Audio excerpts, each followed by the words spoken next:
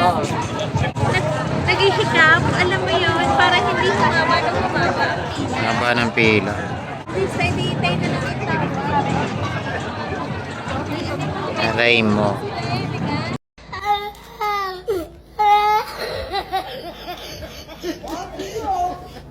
Ay, time check, 10:20. Nandito pa rin kami.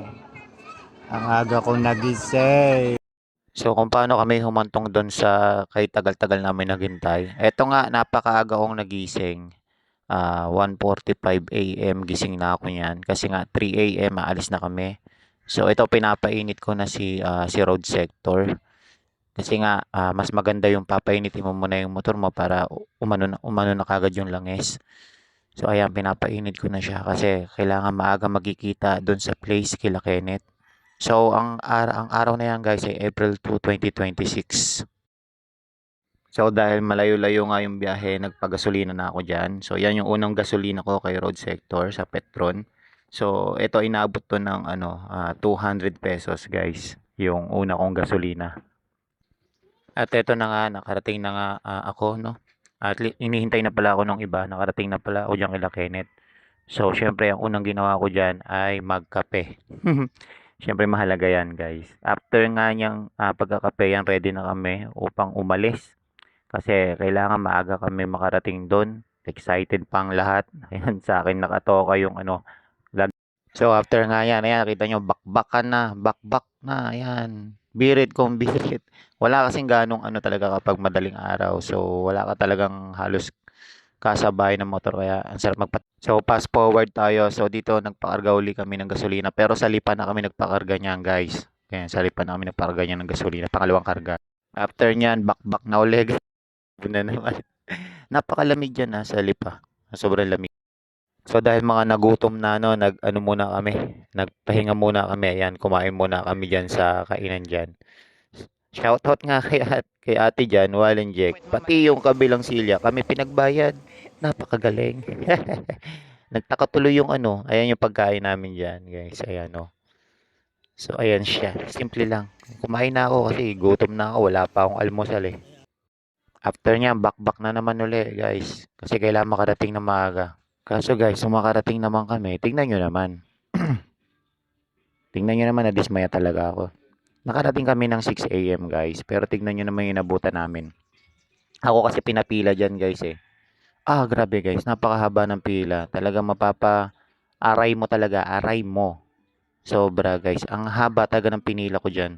Buti na lang may cute na aso. Hehe. Time check, 10:20. Nandito pa rin kami. Ang aga ko nagising. Ganito pa rin. Nakapila pa rin sa initan sila. So, kawawa naman. Pakainit pa naman din.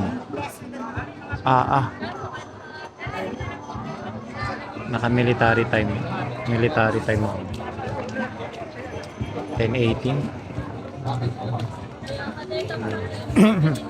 10:8. 10:18. 10 yan. Late yan eh. 10:20 yan sa akin dito sa cellphone. Grabe, ang ganda niyan. No? Hindi pa rin nausad. Ay, nako. Grabe. Ayan, napabili na lang ako ng palamig. Kasi sobrang init. Ayan, after nga ng sobrang tagal na paghihintay, 2:00 kami nakasakay, guys. 2:00 bago kami nakasakay ng ferry papunta dun sa isla. Pagkarating nga namin diyan sa isla, pagdating namin dun sa sa ni-reserve namin na na place. Ayan, punta na kaagad kami dun sa sa sa beach. So wala na kaming ineksayang oras. So yung daan nga diyan, ayan guys, kung pupunta ka diyan, medyo matarik.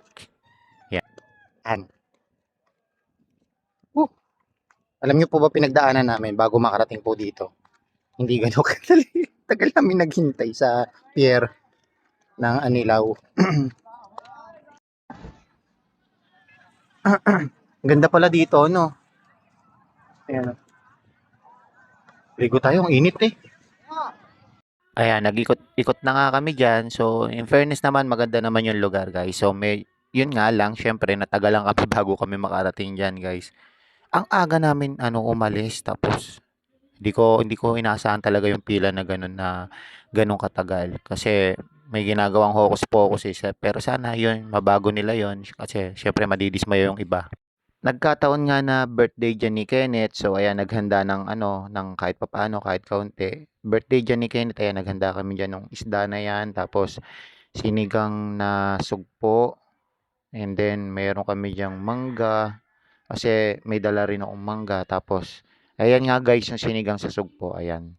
Tapos, nag-ihaw nung yung malaking isda na yon. So, yun. Birthday ni Kenneth yan guys. So, ano na siya guys? 49. Hindi, joke lang. Bata pa yan guys, ayan. Ayan, dami naming dyan, oh. Simple lang yan guys kasi nagkataon na birthday. Tapos kinaumagahan guys, wala rin kami inaksayang oras. Umagang-umaga yan, apakaaga niyan. Alam ko mga magsi 6 AM ata yan. Ayan guys, so nagano na kami dyan, island hopping, snorkeling. Ang ganda naman guys, ayan, tingnan nyo. So yan guys na Masasa Beach. Napaka okay naman sa kabila nung matagal na pila, pero ayan, okay naman. Nag-enjoy naman lahat guys.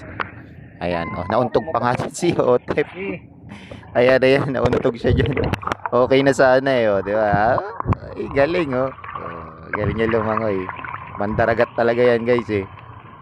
Ayan, kaso guys, epic fail. Nauntog siya dyan. Pok! Kasi kalokohan eh. So, yun lang guys. Bye-bye.